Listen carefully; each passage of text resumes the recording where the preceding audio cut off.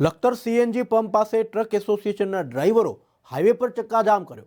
નવો કાયદો દૂર કરવા રોડ ઉપર જોરદાર સૂત્રોચ્ચાર કરી હાઈવે ગજવી મૂક્યો છે। ત્યારે હાલમાં દેશમાં દિવસે ને દિવસે અકસ્માતની વણઝાર વધતી જાય છે।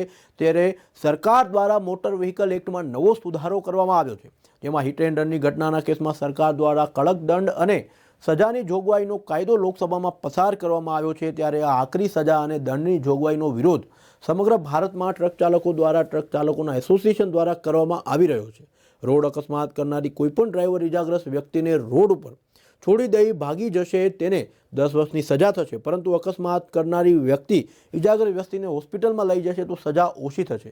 ત્યારે ટ્રક ચાલકો દ્વારા જણાવ્યા મુજબ કોઈપણ અકસ્માત ઇરાદાપૂર્વક નથી થતા। મહિને 10 થી 15,000 રૂપિયાના પગારમાં ટ્રક ચલાવતા ડ્રાઈવરો આટલી મોટી રકમ ભરી શકે તે અશક્ય છે।